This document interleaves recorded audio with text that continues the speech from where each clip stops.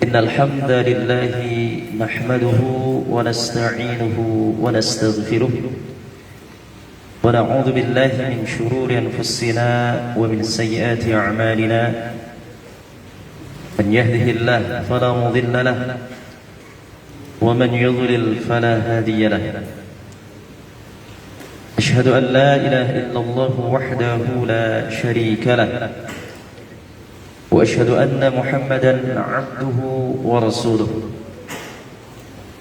قال الله تعالى في كتابه الكريم يا أيها الذين آمنوا اتقوا الله حق تقاته ولا تموتن إلا وأنتم مسلمون يا أيها الناس اتقوا ربكم الذي خلقكم من نفس واحدة وخلق منها زوجها وبث منهما رجالا كثيرا ونساء واتقوا الله الذي تساءلون به والأرحام إن الله كان عليكم رقيبا يا أيها الذين آمنوا اتقوا الله وقولوا قولا سديدا يصلح لكم أعمالكم ويغفر لكم ذنوبكم ومن يطع الله ورسوله فقد فاز فوزا عظيما أما بعد فإن أصدق الحديث كتاب الله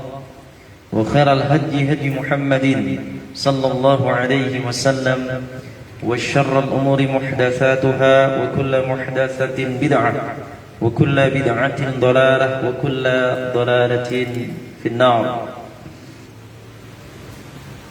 Anak-anakku sekalian yang dimuliakan Allah Subhanahu wa taala, di kesempatan sore hari ini ba'da salat asar, tidak ada untayan kata yang pantas kita ucapkan melainkan puji syukur kita panjatkan kehadirat Allah Subhanahu wa taala yang telah memberikan berbagai macam nikmatnya kepada kita semua. Kenikmatan di antaranya yaitu nikmat iman, nikmat Islam, dan nikmat antum semuanya dikumpulkan di salah satu rumah-rumah Allah Azza wa Jalla. Karena tidaklah suatu kaum berkumpul di salah satu rumah-rumah Allah kemudian mereka membaca serta mempelajari ayat-ayatnya kecuali akan turun kepada mereka rasa ketenangan, terliputi rahmat Allah, dan malaikat akan mengelilinginya. Anak-anakku sekalian yang dimuliakan Allah Azza wa Jalla, di kesempatan kajian atau ta'lim setiap Rabu ba'da asar ini, Pak Ustadz ingin menyampaikan sebuah tema, yaitu berkenaan menjaga amal saleh, menjaga amalan saleh. Perlu kita ketahui, kita sebagai seorang muslim, kita kaum muslimin hendaknya senantiasa bersungguh-sungguh, betul-betul bersungguh-sungguh untuk menjaga amalan-amalan salehnya. Dan antum semuanya alhamdulillah di ma'had bisa menjaga amalan saleh, baik itu salatnya atau ibadah-ibadah yang lainnya, alhamdulillah masih terkontrol di sini. Maka kita, anak-anak sekalian, antum harus betul-betul bisa menjaga amalan-amalan saleh. Karena sesungguhnya amalan saleh ini adalah merupakan modal untuk menuju kehidupan akhirat kelak. Amalan saleh ini adalah merupakan modal ketika kita meninggal dunia. Ketika seseorang sudah meninggal dunia, maka yang menemaninya adalah amalan-amalan saleh, amalan kebaikan. Karena di dunia ini tidak ada orang yang tidak mengalami kematian. Pasti kita, antum semuanya, baik yang kecil maupun yang sudah dewasa, baik itu orang yang kaya maupun yang miskin, orang yang ganteng maupun orang yang jelek, raut mukanya, maka semuanya pasti akan apa? Mati. Kullu nafsin dha'iqatul maut. Tiap-tiap yang berjiwa pasti akan mengalami kematian. Aynama takunu yudrikumul maut walau kuntum fi burujim musyayyadah. Kematian pasti akan menghampirimu, kendati pun kamu berada di dalam benteng yang tinggi lagi kokoh. Kalau malaikat maut sudah menghampirinya, maka tidak akan ada orang yang bisa mencegah. Meskipun apa? Meskipun sesaat di sini. Ada enggak teman antum ya, yang qadarallah, Allah sudah memanggil duluan, ada enggak yang bisa mencegah? Wah, nanti meninggalnya nanti, belum lulus dari Ibnu Majah. Ada enggak? Enggak ada yang mampu ya. Salah satu saudara antum, saudara kita telah mendahului kita, dipanggil oleh Allah Subhanahu wa taala terlebih dahulu. Maka inilah kematian. Lalu bekal apa yang harus kita lakukan ketika kita meninggal dunia? Tentu tidak lain adalah amalan saleh. Belum tentu ya ikhwan, ya abnai, kita akan hidup terus selamanya. Enggak. Pasti akan mengalami kematian. Belum tentu antum yang usianya masih muda, masih usia SMP ya. Bisa jadi antum duluan, Pak Ustadz belakangan. Atau Pak Ustadz belakangan, antum duluan. Setuju enggak? Jadilah kematian. Maka amalan soleh yang akan menemani ketika kita meninggal dunia. Maka jamaah sekalian rahimani wa rahimakumullah ya, ketahuilah kita masuk ke dalam surga disebabkan karena amalan-amalan soleh kita. Ada enggak yang tidak ingin masuk surga? Semuanya ingin masuk ke dalam surga. Kenapa? Karena betapa indahnya surga, betapa luasnya surga, sejauh mata memandang yang tidak bisa dibandingkan dengan kenikmatan-kenikmatan hidup sewaktu di dunia. Maka semua ingin masuk ke dalam surga dan ingin dijauhkan oleh Allah Subhanahu wa taala dari api neraka. Maka seseorang masuk ke dalam surga salah satunya disebabkan karena melaksanakan apa? Amalan-amalan yang saleh. Oleh karena itu ya, Allah Subhanahu wa taala berfirman di dalam surah An-Nahl ayat yang ke-32, Udkhulul jannata bima kuntum ta'malun. Masuklah kalian ke dalam surga disebabkan karena amalan-amalan kalian. Oleh karena itu ma'asyiral muslimin, seseorang masuk ke dalam surga bukan karena ilmunya yang banyak, bukan karena ilmunya yang mahir, bukan karena ilmunya yang begitu menggunung. Akan tetapi seseorang masuk ke dalam surga karena apa? Amalan saleh. Buat apa orang berilmu? Orang tersebut memiliki ilmu yang banyak, akan tetapi ilmunya tidak diamalkan. Punya ilmu tetapi tidak diamalkan, maka pada hakikatnya amalan tersebut atau ilmu tersebut akan menyeretkan dirinya ke dalam api neraka. Begitu halnya apabila seorang muslim tidak mau menuntut ilmu agama, tidak mau menuntut ilmu syar'i, maka pada hakikatnya orang tersebut ya, sedang mencampakkan dirinya ke dalam api neraka. Maka anak-anakku sekalian, antum adalah thalabul ilmi, antum adalah penuntut ilmu. Maka Pak Ustaz ingatkan, ilmu yang sudah antum peroleh, ilmu yang sudah didapat dari para asatidz, dari perkataan-perkataan para ulama, qala Allah qala Rasul ya, hendaknya antum amalkan di sini. Karena apabila ilmu yang sudah antum dapat, ilmu yang sudah antum peroleh tidak diamalkan, maka pada hakikatnya ilmunya akan menyeretkan kemana? Ke dalam api neraka. Percuma menuntut ilmu tapi tidak diamalkan. Oleh karena itu, anak-anakku sekalian rahimani wa rahimakumullah, maka al-ilmu qabla al-qawli wal amal. Ilmu adalah sebelum berucap dan beramal. Jadi kalau antum ingin ibadah, melakukan amalan soleh, berilmu terlebih dahulu di sini. Kemudian jamaah sekalian, anak-anakku yang dimuliakan Allah Subhanahu wa taala. Lalu di sini yang harus kita jaga apa amalan tersebut? Menjaga amalan itu bagaimana?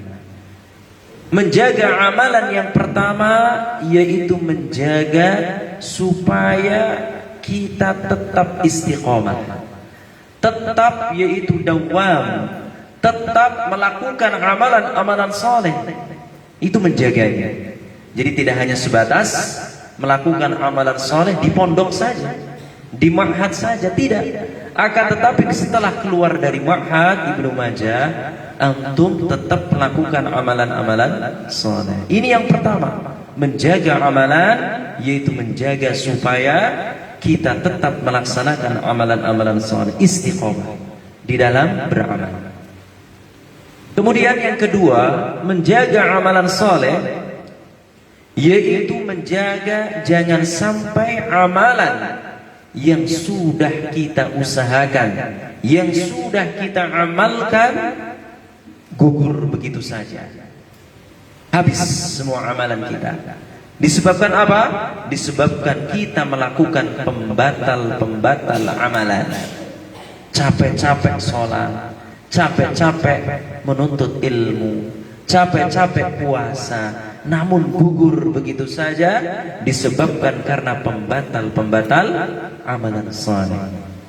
Lalu bagaimana Pak Ustaz agar pembatal-pembatal amalan saleh ini tidak kita lakukan, agar kita tetap terus istiqomah di dalam menjalankan amalan-amalan saleh? Maka ada dua amalan yang apabila kita menjaga amalan tersebut, maka Allah Azza wa Jal akan menjaganya. Allah Azza wa Jal akan menjaga amalan-amalan soleh kita kalau kita mampu menjaga dua amalan ini. Sebagaimana dikatakan oleh Al-Hasan Al-Basri rahimahullah, beliau mengatakan, ada dua perkara, siapa yang menjaganya maka itu akan menjaga amalan dia. Ada dua perkara, siapa yang mampu menjaga dua perkara ini, maka dia berarti menjaga amalan-amalan soleh yang lainnya. Dan Allah Azza wa Jalla pasti akan menjaganya. Allah Subhanahu wa ta'ala menjaga amalan-amalan soleh tersebut. Amalan apa itu? Yang pertama adalah menjaga sholat. Yang pertama apa? Menjaga sholat. Kemudian yang kedua yaitu menjaga lisan. Nah ini, yang pertama yaitu menjaga sholat, dan yang kedua adalah menjaga lisan. Kita kupas tentang menjaga sholat di sini. Maka seorang muslim hendaknya senantiasa menjaga sholatnya. Karena apabila kita mau menjaga sholatnya, maka akan menyebabkan amalan-amalan yang lainnya pun akan terpelihara. Semakin seseorang itu bersungguh-sungguh di dalam menjaga sholatnya, maka semakin dia akan diberikan oleh Allah Subhanahu wa ta'ala kekuatan untuk menjaga amalan-amalan soleh yang lainnya. Ini menjaga sholat, ikhwan. Menjaga sholat tidak hanya di mana? Di ma'had saja. Menjaga sholat tidak hanya di pondok saja. Tatkala antum liburan, atau tatkala antum sudah tidak lagi di ma'had Ibnu Majah, atau mungkin di sekolah yang lainnya yang kelas 9, tetap jaga sholat. Tetap jaga sholat. Sholat jangan ditinggalkan. Karena apa? Sholat termasuk tiang agama, dan sholat termasuk bagian rukun Islam. Rukun Islam keberapa? Sholat rukun Islam keberapa? 2. Wah, sholat kan nomor 2 Pak Ustaz.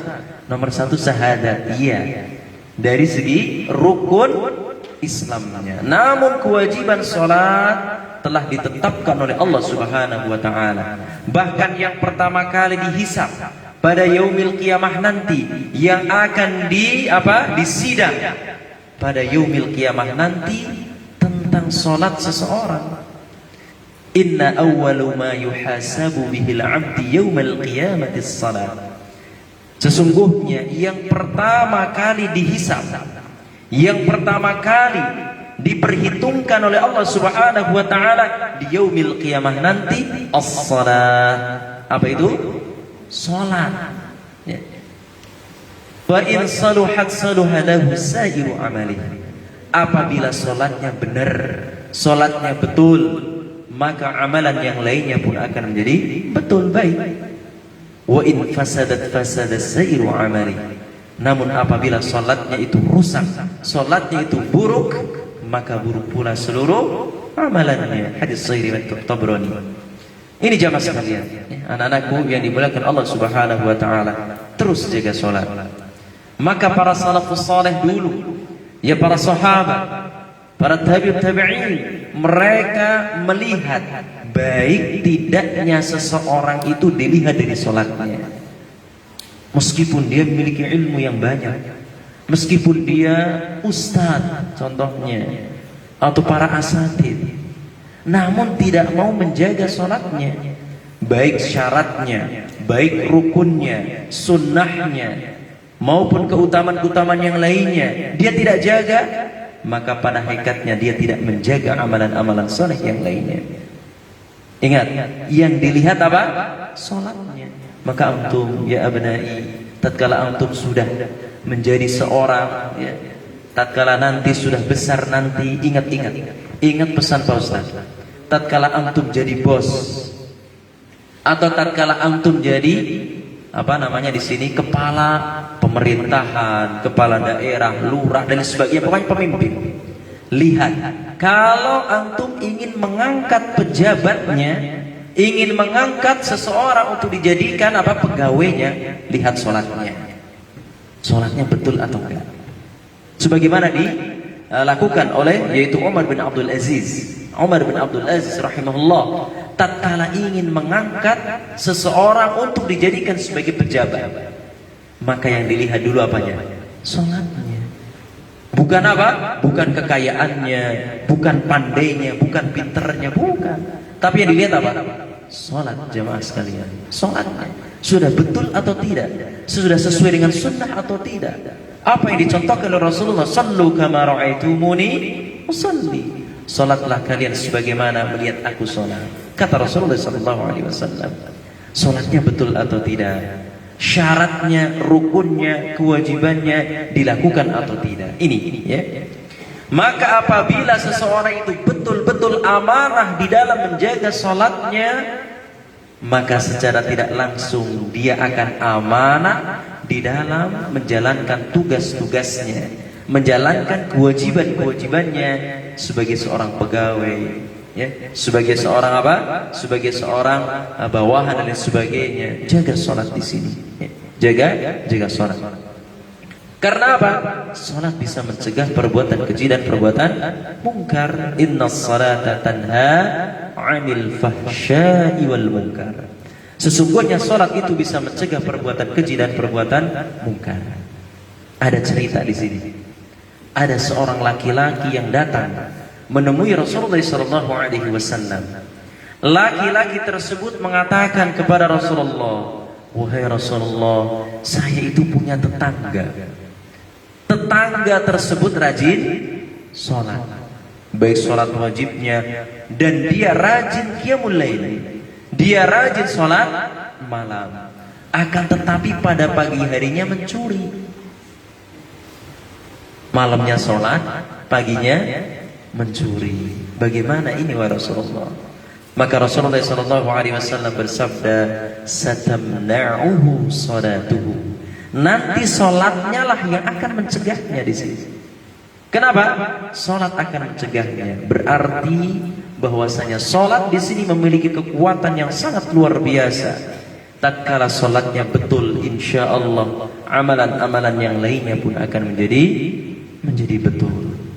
Namun jamaah sekalian, anak-anakku sekalian rahimani wa rahimakumullah, bukan berarti seseorang yang melakukan kemaksiatan, melakukan sebuah kesalahan, melakukan sebuah dosa langsung kita mencela. Enggak boleh. Enggak boleh kita mencela teman kita, ya. Enggak boleh antara satu teman, contohnya di sini dia melakukan kemaksiatan atau kesalahan, langsung dia apa? Dibully. Nah, atau langsung divonis, kamu melakukan kesalahan, kamu tidak akan diampuni oleh Allah. Kamu melakukan kesalahan, kemaksiatan, tidak akan diampuni dosa-dosanya Allah. Enggak boleh di sini. Karena apa? Di sini disebutkan dalam sebuah hadis. Ada sebuah cerita. Di zaman Bani Israel dahulu ada dua orang laki-laki yang berbeda karakternya. Laki-laki yang pertama dia rajin ibadah. Sudah pernah dengar kisahnya? Dan laki-laki yang kedua ahlul maksiat. Yang pertama rajin ibadah, dan yang kedua rajin apa? Rajin maksiat. Kemudian ya, pada suatu hari ya, laki-laki yang rajin ibadah melihat temannya yang apa? Suka maksiat, suka melakukan kesalahan, suka melakukan dosa, mengatakan kepada temannya, janganlah engkau melakukan perbuatan ini. Janganlah engkau melakukan kemaksiatan ini. Janganlah engkau melakukan kesalahan-kesalahan yang dilanggar oleh Allah Subhanahu wa taala dan Rasul. Yang dianggar oleh Allah Subhanahu wa taala. Terus dinasihati orang yang melakukan kemaksiatan kepada Allah. Lantas pada suatu hari ternyata nasihatnya enggak mempan. Udah dinasihati, maksiat lagi. Akhirnya apa? Orang yang melakukan kemaksiatan tersebut melakukan kembali kemaksiatannya, melakukan dosanya. Lantas orang yang ahlul ibadah tersebut jengkel, mangkel. Kenapa? Sudah dinasihati berkali-kali, tetap gak mempan. Akhirnya apa? Orang yang ahlul ibadah tersebut mengatakan kepada ahlul maksiat, wallahi dosa-dosa kamu tidak akan diampuni oleh Allah. Subhanallah. Orang yang ahlu ibadah mengatakan kepada ahlul maksiat, wallahi dosa-dosa kamu tidak akan diampuni oleh Allah Subhanahu wa taala. Masya Allah. Lalu bagaimana? Kedua orang tersebut meninggal dunia, baik yang ahlu ibadah dan ahlu maksiat. Lantas keduanya didudukan di hadapan Allah Subhanahu wa taala. Kemudian Allah Subhanahu wa taala berfirman kepada siapa? Kepada ahlul maksiat tadi, kepada ahlul ibadah. Apa? Ahlul ibadah. Tatkala didudukan, kenapa kamu mendahului aku? Kenapa kamu vonis seseorang itu apa? Masuk ke dalam neraka, tidak akan diampuni oleh Allah. Maka masukkanlah ia ke dalam api neraka. Maka orang ahlu ibadah ini dimasukkan oleh Allah ke dalam api neraka. Sedangkan ahlul maksiat dikatakan, masuklah anda ke dalam surga atas rahmatku. Apa kesalahan dari ahlu ibadah? Apa? Coba. Sampai-sampai orang yang ahlul ibadah ini dimasukkan oleh Allah ke dalam api neraka, dan orang-orang yang ahlul maksiat ini dimasukkan oleh Allah ke dalam jannah. Apa penyebabnya? Karena orang yang ahlu ibadah ini sombong, mudah memvonis seseorang itu masuk ke dalam api neraka. Maka kita tidak boleh mengatakan apabila teman kita melakukan kesalahan, wallahi kamu tidak akan diampuni oleh Allah, kamu pasti masuk neraka. Lah, enggak boleh. Tidak boleh. Maka jamaah sekalian, anak-anakku yang dirahmati Allah Subhanahu wa taala, hendaknya kita hati-hati tatkala mengucapkan sesuatu. Hendaknya berilmu, berpikir terlebih dahulu sebelum mengatakan sesuatu di sini. Jadi intinya, ya, ahlul maksiat tersebut dimasukkan oleh Allah karena rahmat dan kasih sayang oleh Allah Subhanahu wa taala. Maka bukan berarti antum terus melakukan kemaksiatan. Saya melakukan kemaksiatan, kesalahan. Enggak boleh seperti itu. Tetap stop. Ketika melakukan kesalahan, stop, sudah sampai sini. tetap perbaiki diri kita untuk melakukan kebaikan di sini. Dan tatkala teman kita melakukan pelanggaran dan sebagainya, maka jangan mudah memvonis dosa-dosa kamu tidak akan diampuni. Tidak boleh seperti itu. Ini yang pertama ya, menjaga apa tadi? Menjaga apa? Salat, amalan yang pertama. Kemudian amalan yang kedua, jemaah sekalian, anak-anakku yang dimuliakan Allah Subhanahu wa taala. Amalan yang kedua yang bisa menjaga amalan-amalan saleh yang lainnya adalah menjaga lisan. Kalau antum ingin istimrar, kalau antum ingin istiqamah di dalam menjaga amalan-amalan saleh, maka hendaknya antum jaga apa? Jaga apa di sini? Asyafatan, dua buah bibir di sini. Al-lisan atau lidah di sini. Lidah. Lidah ya, azmi lidah. Lidah dari apa? Ngucapin apa? Omongan-omongan kotor, omongan-omongan buruk, omongan-omongan jelek kepada temannya. Ini harus dijaga. Maka tatkala kita bisa menjaga lisan kita dari perkataan-perkataan yang tidak baik dan benar, maka secara tidak langsung berarti kita menjaga amalan-amalan saleh kita. Sebagaimana ya sering tatkala khatib naik mimbar di awal muqaddimah khutbah Jumatnya, ya khatib sering mengucapkan atau sering membawakan ayat itu surah Al-Ahzab ayat yang ke-70 sampai ayat yang ke-71. Ya ayyuhalladzina amanu taqullaha wa qulu qawlan sadida. Wahai orang-orang yang beriman, bertakwalah kepada Allah dan ucapkanlah pada ucapan-ucapan yang benar, perkataan-perkataan yang baik, kata-kata yang lurus. Lalu kemudian balasannya apa? Balasan apa yang diperoleh oleh orang-orang yang selalu mengatakan perkataan-perkataan baik dan benar? Apa balasannya? Allah Subhanahu wa taala berfirman di dalam surah Al-Ahzab ayat yang ke-71, yuslih lakum a'malakum wa yaghfir lakum dzunubakum. Niscaya Allah Subhanahu wa taala akan memperbaiki amalan kalian dan Allah Subhanahu wa taala akan menghapus kesalahan-kesalahan kalian. Ini lisan jamaah sekalian. Ya, lisan. Maka tentunya hendaknya antum sebagai santri ya, jaga lisan. Lisan ini jangan sampai menyakiti teman antum. Betapa banyaknya antara sesama teman pecah, antara sesama teman retak, disebabkan apa? Apa jawabannya? Lisan. Mudah sekali mengucapkan perkataan-perkataan yang menyakiti hati temannya. Lisan. Akhirnya pecah. Betapa banyaknya saudara-saudara antara tetangga pecah, tidak saling menyapa, disebabkan karena apa? Lisan. Maka kata Imam Asy-Syafi'i rahimahullah taala, beliau mengatakan, seandainya kalian ingin berkata, maka berfikirlah terlebih dahulu apabila perkataannya itu akan membawa kemaslahatan, membawa kebaikan, maka silahkan berkata atau berbicara. Namun apabila perkataannya tersebut akan membawa mudarat, akan membawa perpecahan, maka diam itu lebih baik. Meneng atau meneng enggak? Menengo luwih apik gitu. Di dalam bahasa Jawa ya. Menengon, menengoli luwih apik meneng. Daripada apa? Ngomong sing ora-ora. Lebih baik diam daripada ngomong yang tidak sayang lisan. Karena apa? Innas sam'a wal basara wal fuada kullu ulaika kana anhu mas'ula. Sesungguhnya pendengaran, penglihatan dan hati semuanya akan dimintai pertanggungjawabannya di sisi Allah Subhanahu wa taala. Lisan ya. Maka jamaah sekalian rahimani wa rahimakumullah, ini yang harus kita jaga. Yang pertama apa? Menjaga apa? Salat. Yang kedua, menjaga lisan.